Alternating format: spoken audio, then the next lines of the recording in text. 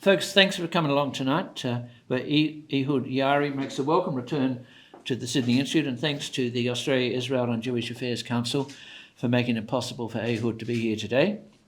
Now I'll introduce him very briefly because he's well known. He's the Middle East commentator on Channel 12 in Israel, a very influential channel, and he's a fellow at the Washington Institute for Near East Studies in Washington, D.C., and the topic for tonight's talk is Israel in 2022, domestic politics and foreign policy. Ehud Yaari, you're very welcome. Thank you. Thank you.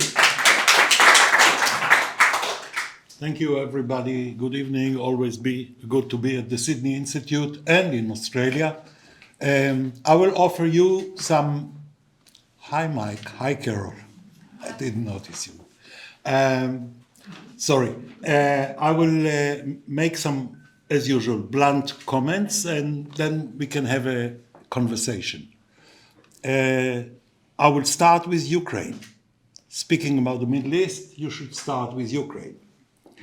There is a lot of coverage of the war. But one major issue is missing.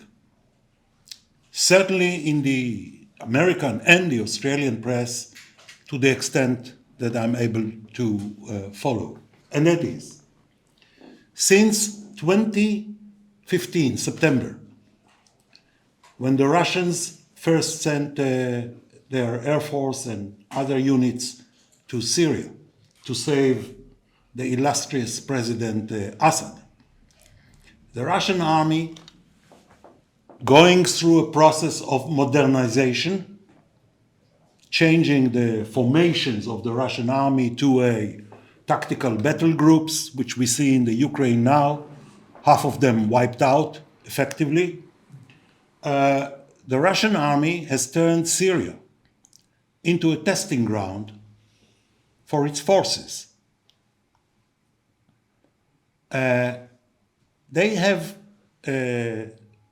tested in Syria no less than 320 brand new weapon systems, starting with the hypersonic Kinzhal missile, the Caliber cruise missile that they fired from the Caspian Sea into well-populated cities in Syria, their new tanks, Uran-9, which they didn't have enough now in the Ukraine, so their T-72s, the ancient tanks, were slaughtered.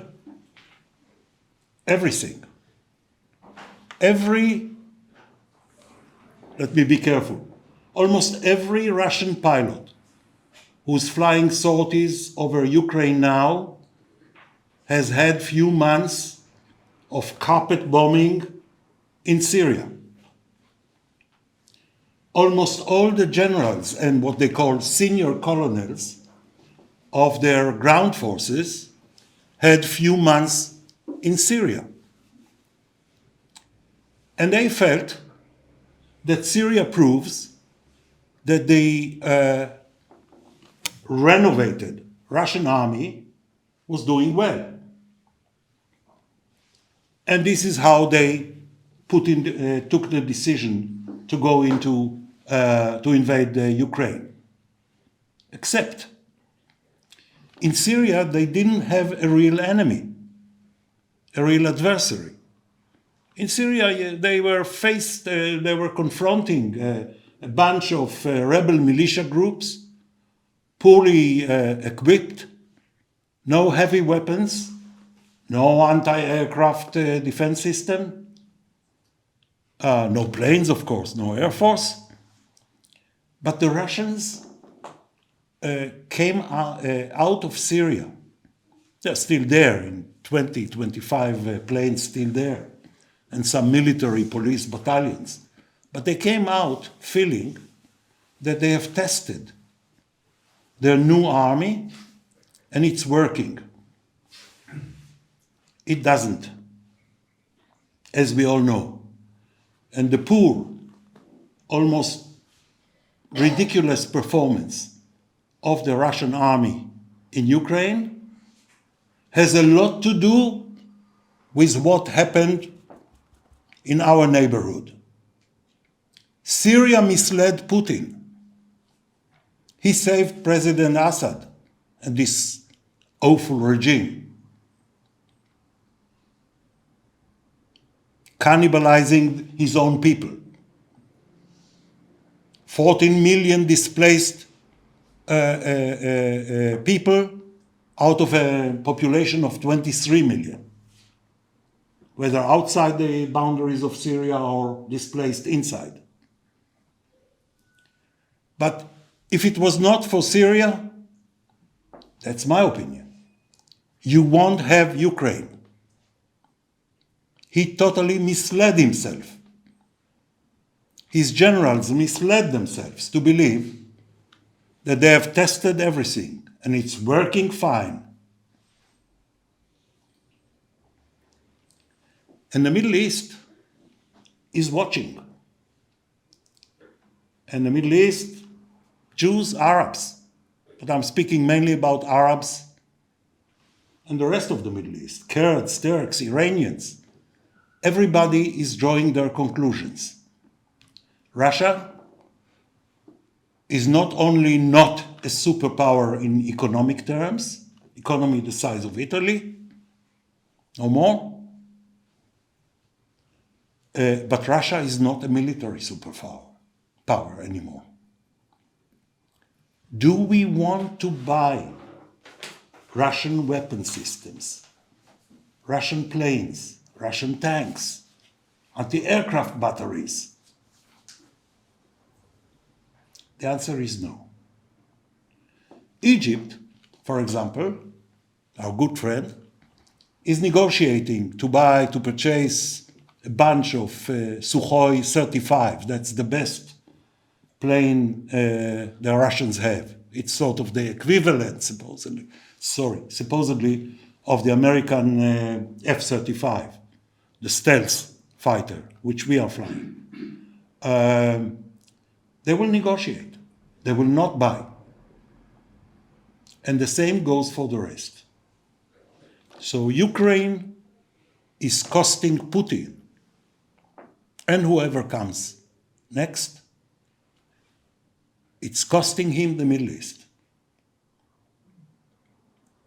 It's very important because simultaneously with this, the United States, which there was a general agreement in our turbulent region, you know I call it the Middle East.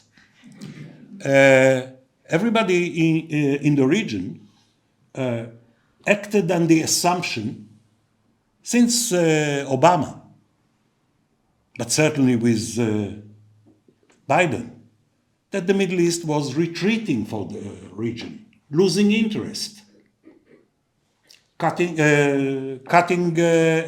investment and attention to the region, doesn't want to get involved in all the unending wars of the region, and therefore people like the Gulf states were looking for other sources of support. And they have developed, for example, the UAE, the Emirates, our best friends in the Arab world now. Yeah, you go to Dubai airport. I came here this time through Abu Dhabi, last time through Dubai. You see more skull caps at the airport, and you hear more Hebrew than kafirs and Arabic. Flying over Saudi Arabia, I'll come to that. So the region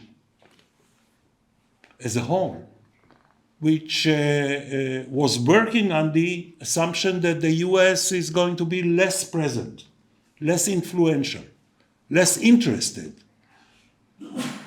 is having second thoughts. Because the US is getting more interested, more involved, not more invested, but more involved in the region. For example, they are very effective, I think, in blocking Chinese penetration into the Horn of Africa, yeah, the west coast of the Red Sea. They are very effective in controlling what Mr. Erdogan, president of Turkey, is planning to do in northern Syria and northern Iraq. They are playing. They are there. So people are having, mainly in the Arab world, Israel had no doubts. They are having second thoughts. Where are we going? Do we really want, as the UAE president, MBZ, Mohammed bin Zayed, used to say, do we really prefer a multipolar world? And the answer now is, I'm talking to somebody who is talking to them. The answer now is very vague. And the main thing that the Americans are involved now, which I think is dramatic, and at the end also touches Australia, is that they are trying to build a regional Arab-Israeli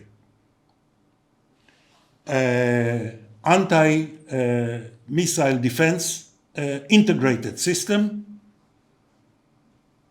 to confront the threats posed by the Iranians. That's big time. The Arabs, UAE, Saudi Arabia, the others, they would like to get some of the Israeli anti-missile systems. We cannot sell UAE or Saudi Arabia the Iron Dome or the David Sling or our Arrow, the heavy anti-ballistic missile systems, because they are very close to the Chinese. Mm-hmm. And you worry about your technology. And when we speak about the UAE, they have business with Iran, mainly gold from Sudan, but not only. But if it is in the framework of a regional system, sponsored and in a way led by the United States, that's a different story.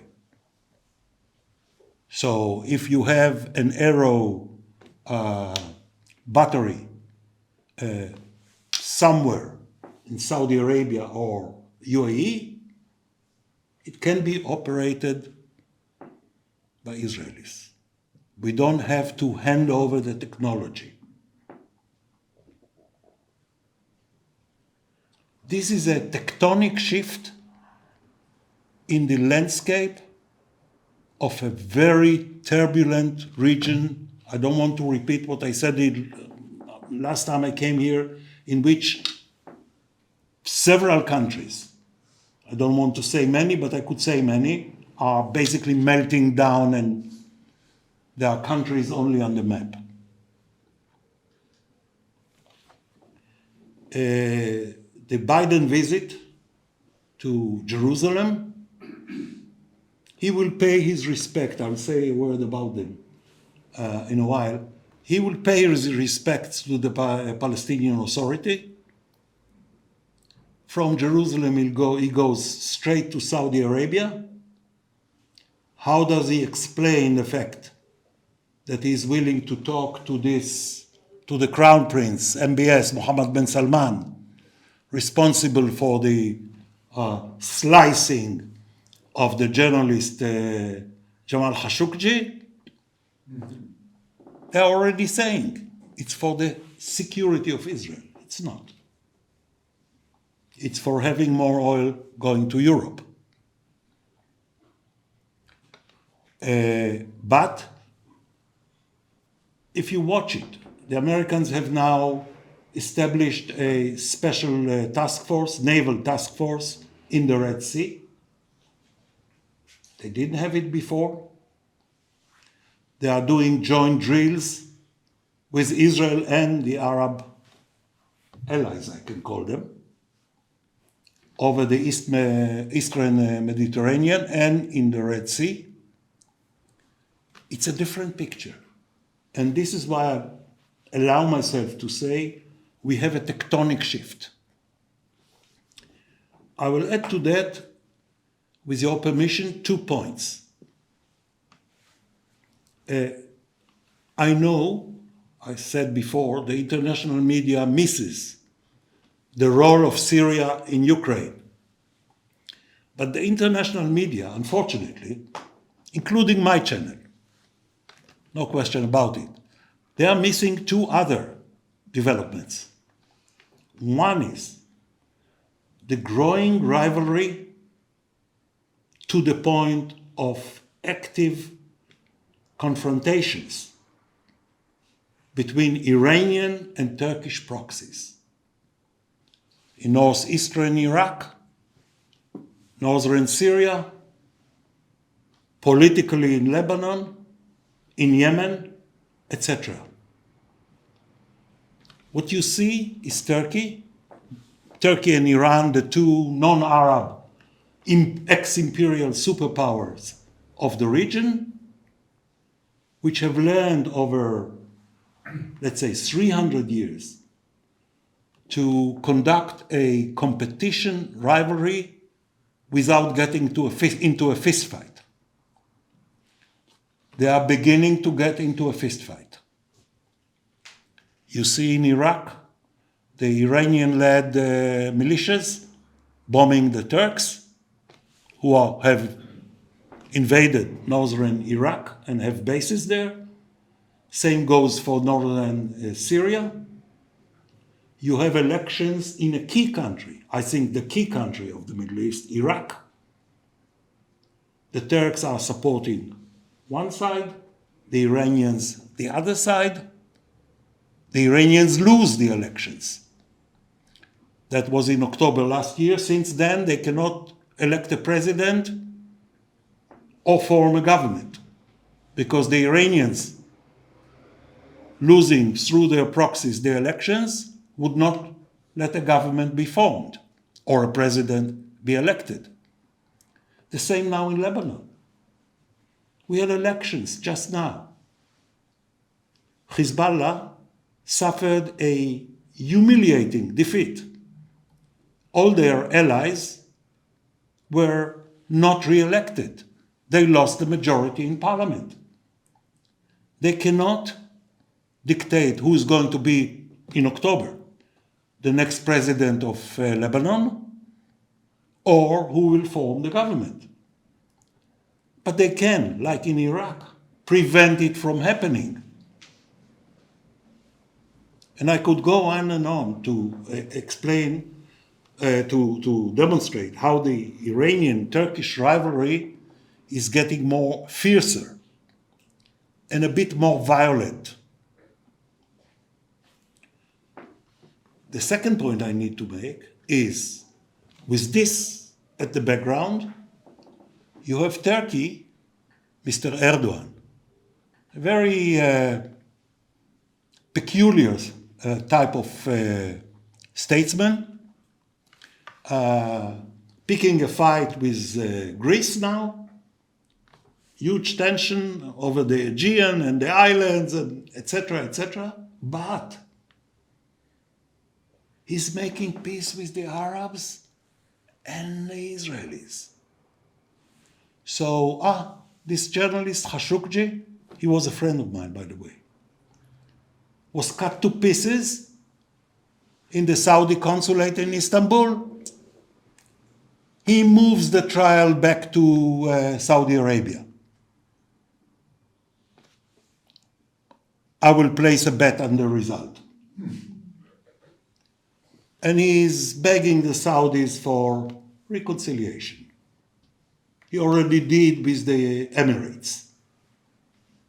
And he's seeking rapprochement with Israel. he's moving towards this new emerging alliance that I've mentioned before around the integrated anti-missile, anti-cruise missile, anti-drones defense system. In my humble opinion, this is huge. It changes the landscape of the Middle East. It makes Iran, in a way, semi-isolated.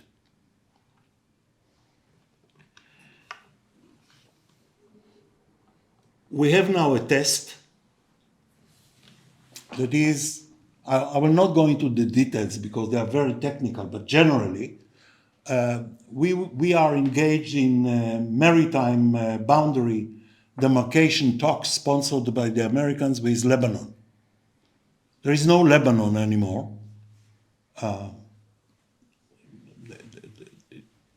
state, like other in the Middle East, Libya, etc., it's melted. But it is on the map, and nominally you have an interim government and a caretaker president, whatever. So we have a ship. We are under a considerable pressure from the EU, from the European Union, to pump more gas into Europe from our gas fields. Unfortunately, Woodside is not there. Our mistake. The head of the ITA, the Israeli Tax Authority, couldn't get himself to explain to the Woodside people what would be the taxation under profits. And Mr. Coleman, who was heading Woodside at the time, decided that he cannot go into such a huge venture without the clarification. Anyway, Chevron came, not a smaller company, not smaller than Woodside. So now they brought from Singapore through the Suez Canal this huge rig to start taking the gas out from one of the fields. It's called Shark, which is close to where the Lebanese are saying, I'm not going into the details, but if you want I can, but to where the Lebanese say the border, the maritime boundary should go. And Hezbollah, Iranian, Hezbollah is threatening to lob missiles against this rig. We will see. I don't think it will happen. I've been wrong in the past. But we have all these and others, different tests of what is going on. And I think that what we are witnessing is a very slow, step-by-step process in which the Israelis and the Sunni Arab states, the Gulf leading, but also Morocco and Sudan, etc., are beginning to shape the region differently.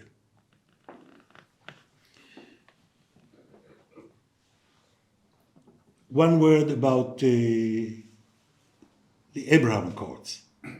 The basis of all this, whatever we think about President Trump, and I think about him too,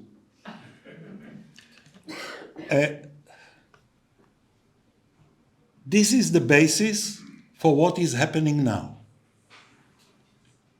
Whether to his credit, not to his credit, I don't care.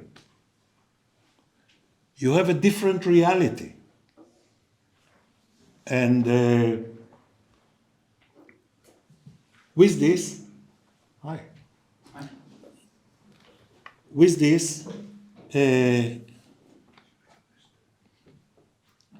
it's possible to see a future configuration of a regional system which is broader than just the integrated anti-missile defense system.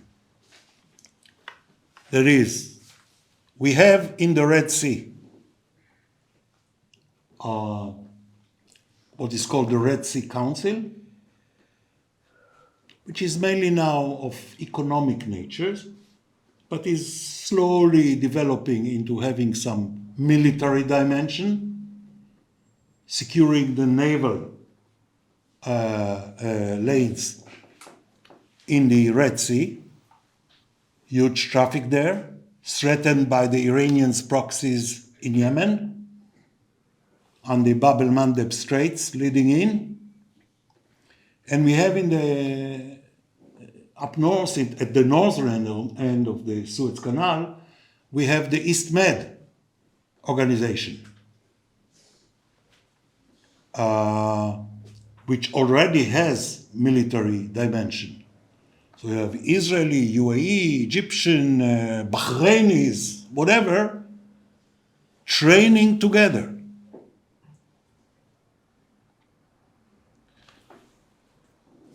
At one point, the idea is to combine these two regional systems, which emerge out of economic necessity, into a chain, both ends of the Suez Canal, and then at the southern end, the hope is one day it will link up to the Quad, once and if it emerges. Hopefully before the Chinese have a blue Navy fleet, which can get to the western side of the Indian Ocean. And this is where Australia comes in, being part of the Quad. I know it's very problematic. I know India is problematic. But does anybody think that a smart fellow, whether you like him or not, like Prime Minister Modi, is going to buy more Russian weapons? I don't think so. And you already have very strange forums that you never had before, like the India, UAE, US, Israel forum. And all of a sudden, India decided that supporting the Iranian base in Shah Behar, close to the Pakistani border, is not such a good idea. A lot is happening. And most of what is happening goes unreported. It goes unreported, also in the Israeli press. Because every time you have Bibi and, scandals, and I'll say a word about the Israeli political situation. We need now, in the immediate future, near term, we need now a very effective government which can take advantage of the opportunities presenting themselves. I can tell you there are few more Arab states, members of the Arab League, lining up for normalization with Israel. It takes work. It has to be orchestrated with the Americans and others. Like if we talk about a big bang, what we call, with Indonesia, we need Canberra to help. Not the lead role, but we need them. I'm not sure they are there. They were there before, a few years ago.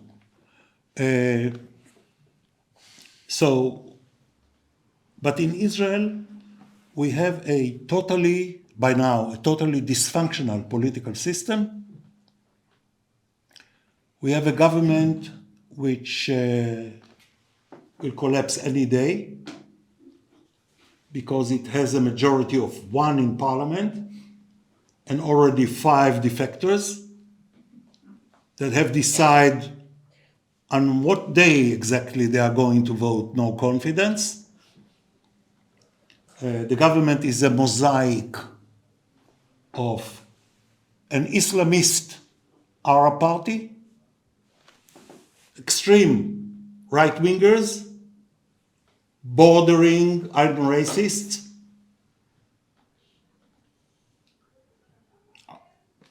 I have to be honest, some centrists, and they cannot agree on anything. Just survival. Don't let Mr. Netanyahu come back to power, probably with very good reasons. But it's not enough in order to hold them together, and it's a matter of days or few weeks, that's it. Luckily, the economy in Israel, which is, thank God, thriving, doing very well. ASX fell today, Yossi, 5%. Israel was up when I left 2%. I'm joking. The economy is not dependent on government decisions because it's mostly high-tech. That's what's generating growth. And the military, intelligence, security sector establishment, they don't wait for some minister to take a decision. They know what they have to do. One word about the Palestinians. They are being frustrated by the pace of the development of relationship between the other Arab states and Israel. They feel abandoned. I can understand it. Because the Arabs are saying to them, you don't have any more a veto power over what we do with Israel. At the end, we will help you. The Palestinian Authority, our partner, it's part of the PLO, is crumbling. Succession wars for the morning after Mr. Abbas have started. It can generate lots of violence in the West Bank and against us.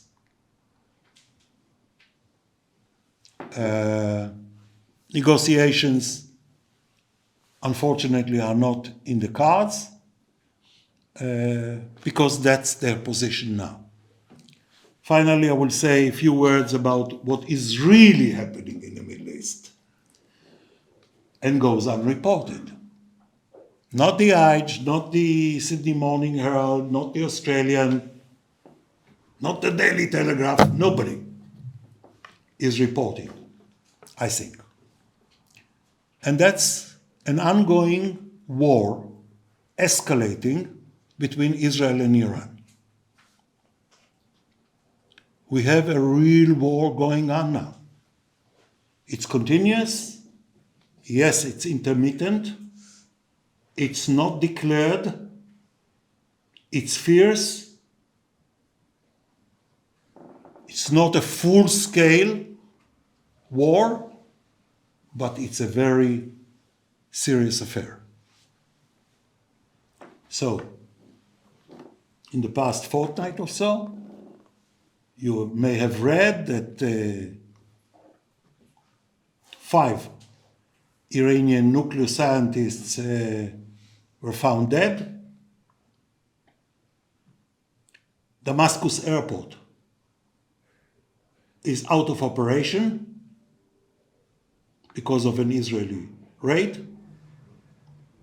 And Israeli tourists in Turkey, I spoke about the rivalry. Israeli tourists in Turkey are whisked out because the Iranians are planning to mount an an abduction, a terrorist operation. It's all over.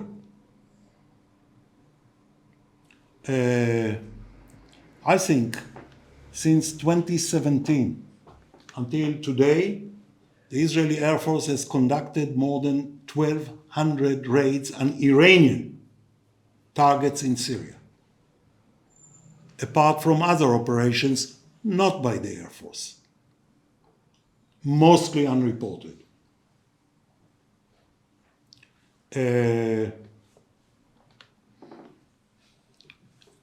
It's a war at sea, sort of a war at sea.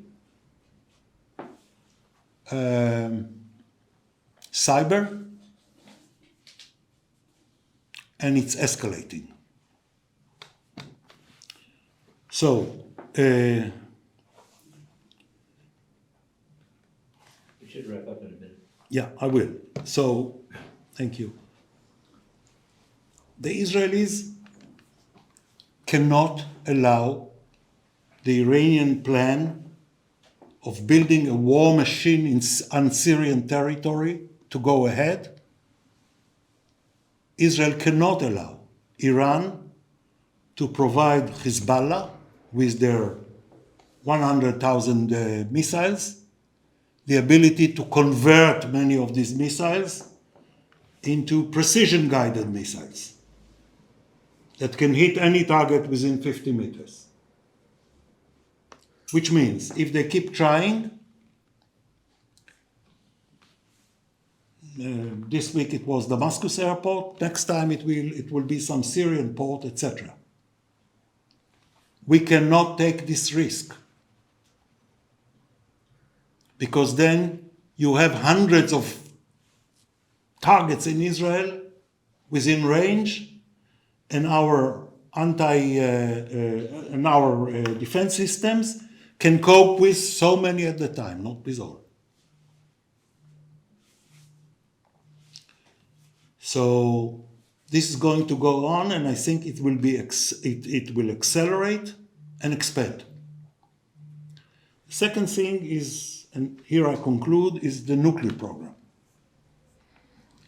I've said at the Sydney Institute before, the Iranians want to be a screwdriver away from the bomb. To package a bomb and put it on the tip of a missile, that's a different opera. I assume they can do it. Takes time, but they can do it.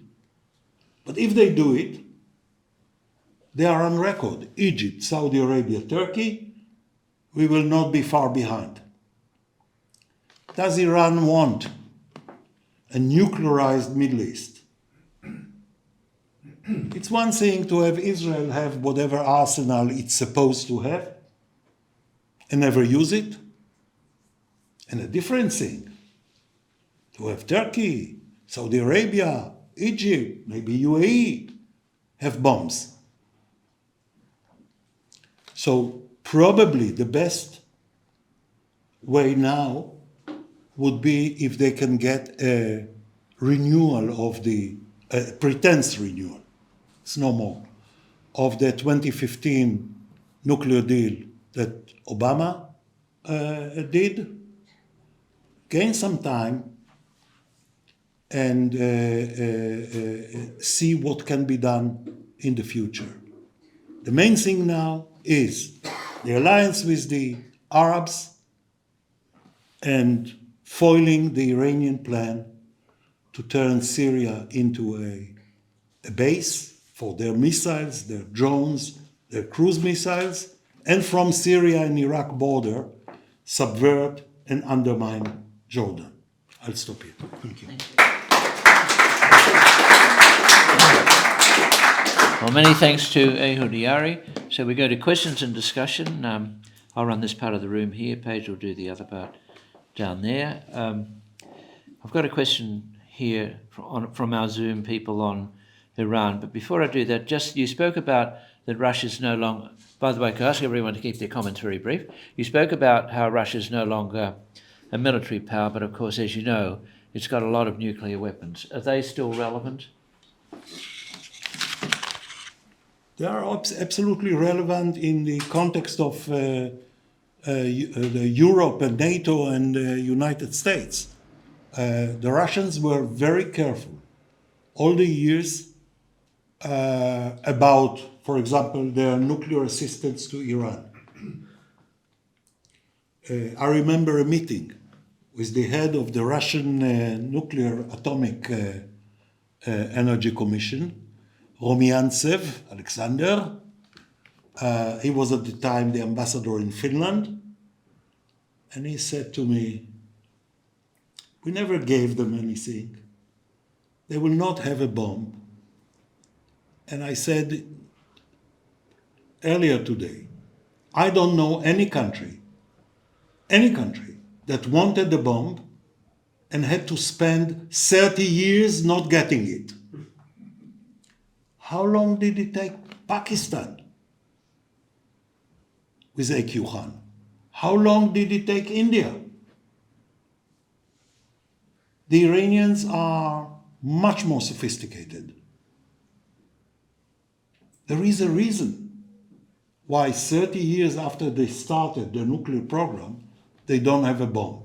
And it's not only because the Mossad is killing scientists on motorbikes in the streets of Tehran. I just got a question on that from... So I'd like to ask,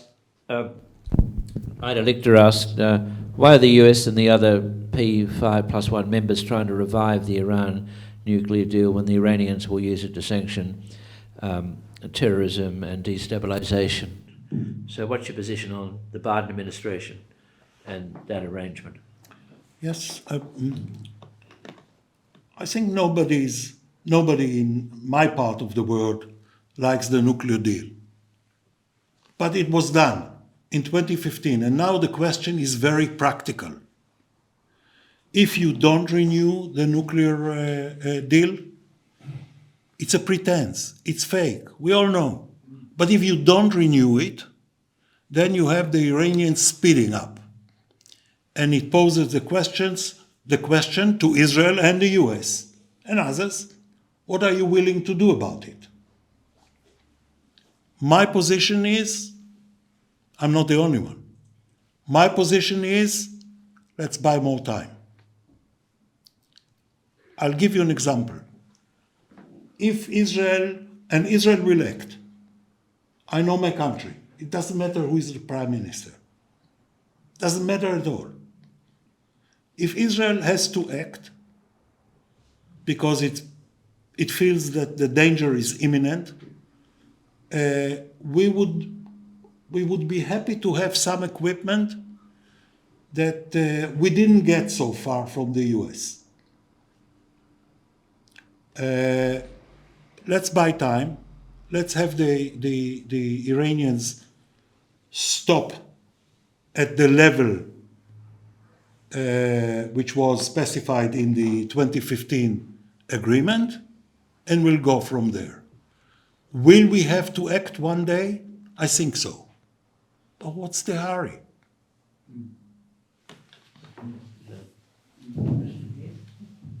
The cultural religious difference between Israel and Iran seems to me by everything that you're talking about. The idea of a revolution within Iran is impossible to imagine. How do these two so significant different cultures come to agree that from humanity's point of view, what you've been talking about doesn't come to be the catastrophe that it could be? Well, if I understood you well, sir, Israel and Iran had many good years together. I've been in Iran pre-Islamic Revolution many times.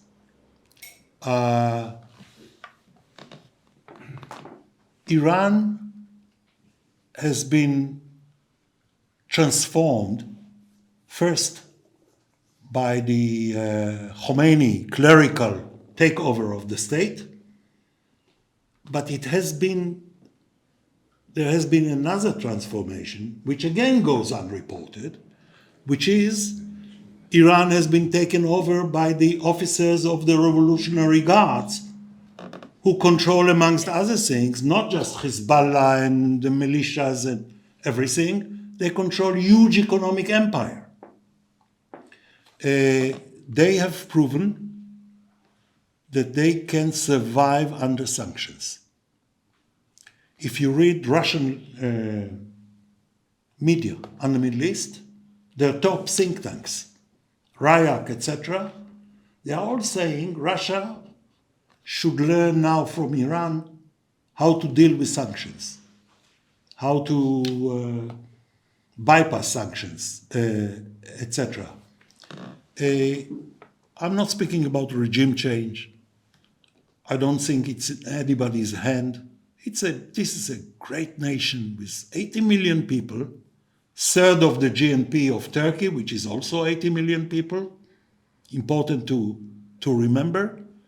But the Iranians are using the Israeli card as a vehicle to gain, as they see, the Arab world. We are leading. We are doing what President Nasser of Egypt and Yasser Arafat of the PLO couldn't do. Follow us. We have to prove to the Arabs, and specifically to the Palestinians, it doesn't work. Where do we do it? In Syria. Syria is the battleground. And in order to be fair, I will say, from our point of view, it's better to have the fight waged over Syria. In Syria, it's closer to us, we have huge advantage, total control of the skies, etc. If we have to meet the Iranians, Syria, Lebanon. So just before if you get in there, just ask you a quick question, a quick answer. You mentioned Israel domestic politics. You mentioned Mr. Netanyahu. You sort of mentioned Mr. Bennett. How's that going to resolve itself? Just a quick answer, if that's possible. Yes, I think that the government is going to fade out. I don't believe Mr. Netanyahu is capable of coming back as prime minister. A possible scenario is that the government loses the confidence of parliament, our Knesset, and then some of the right-wing, one or two of the right-wing parties, right-wing center parties, members of the current coalition join with Bibi's party, but not as Bibi as prime minister. Otherwise, we go to elections. The pollsters are saying there will be a tie again. So the main battle in Israel now, Gerard, this doesn't happen even in Australian politics. The main battle now is the agreement between the two major partners of the government. Foreign Minister Lapid heading a centrist party and Mr. Bennett heading a smaller right-wing party. Their agreement is that whoever defects from the coalition and causes the fall of the government, either it's somebody from the right side or from the left and Arab side, the other guy is becoming interim prime minister.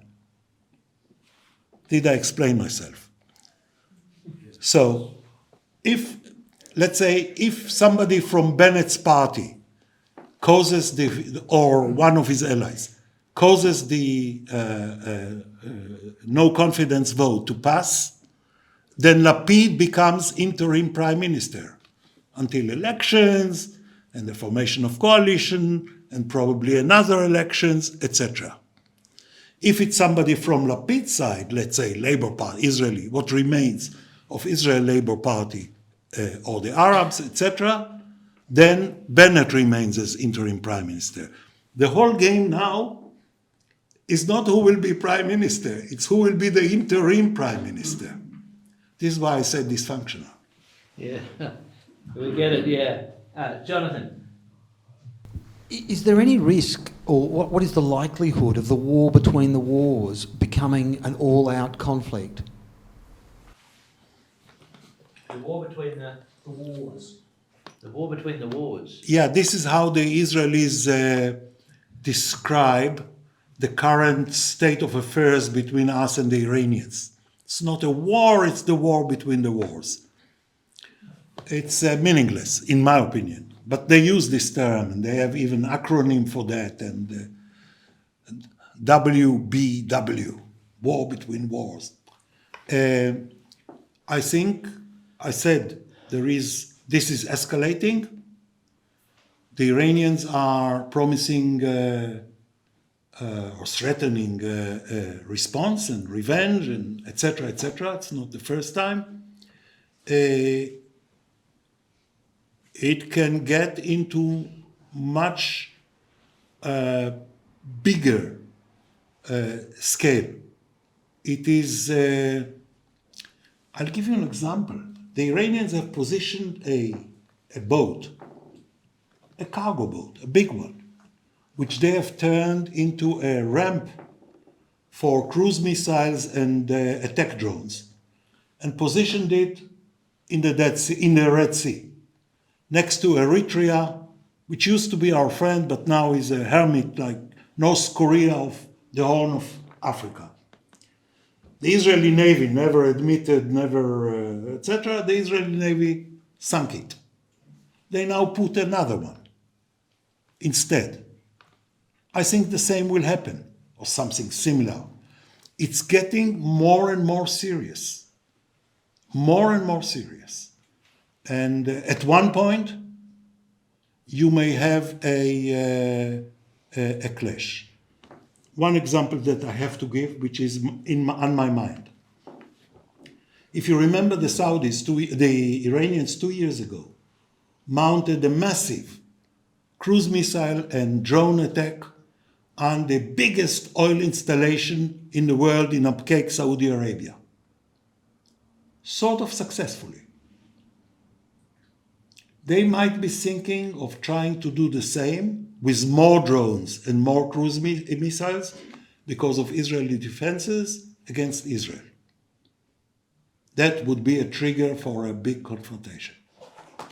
Okay, now we've got to finish at the top of the hour. We've got a question here, and then we go over here.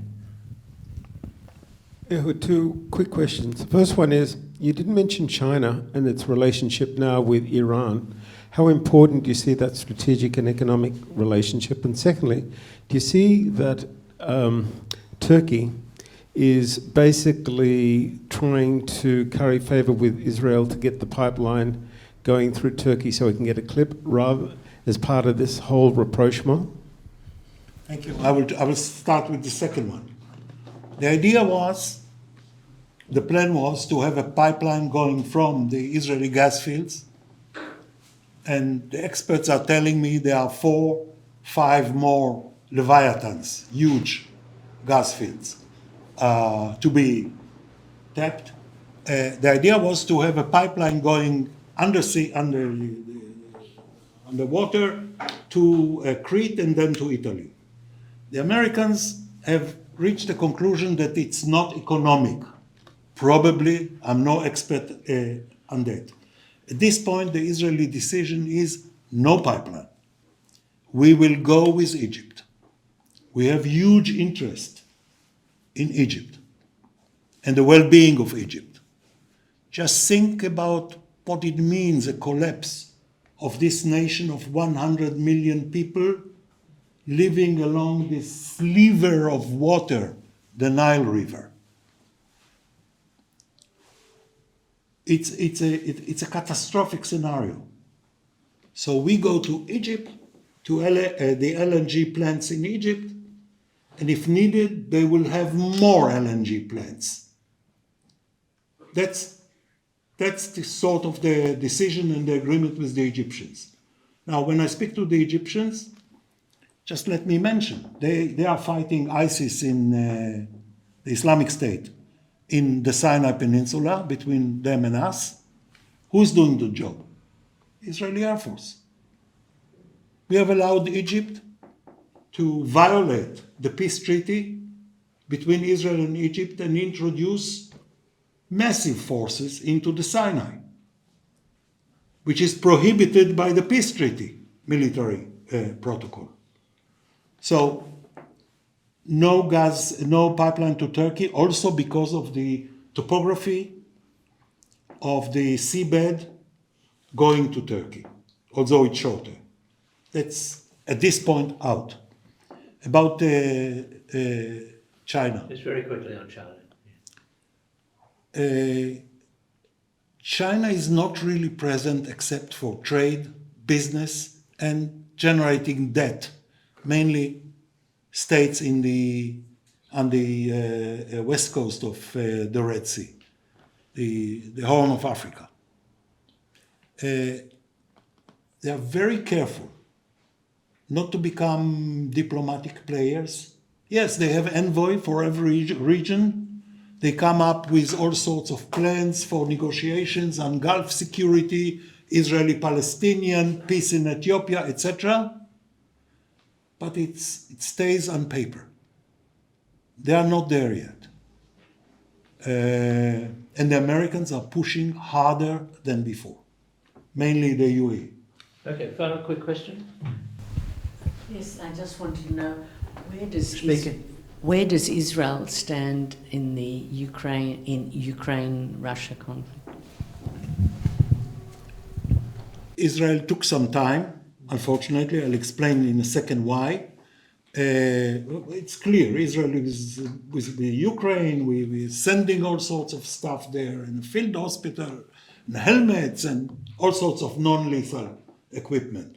Lethal equipment, US and EU, and the UK, that's their business. What happened was that President Zelensky of Ukraine approached Prime Minister Bennett, very inexperienced in foreign policy, etc., and said to him, why don't you be the mediator? And Bennett, why not? And he went to see Putin in Sochi. And it took some time before he understood that he was at best going to be the errands boy. And he stopped it. But we lost 2-3 months before we took a very clear stand on the war, because Bennett believed he could be the mediator. Who convinced him that he can do that? I don't know. Many thanks. So thanks again to Ehud Yaari. We could go on up. We're always trying to finish at the top of the hour, and it's been a very wide-ranging and stimulating discussion. And next time you're back in Australia, we'd love to have you back again. But for tonight, well done and good luck. Thank you.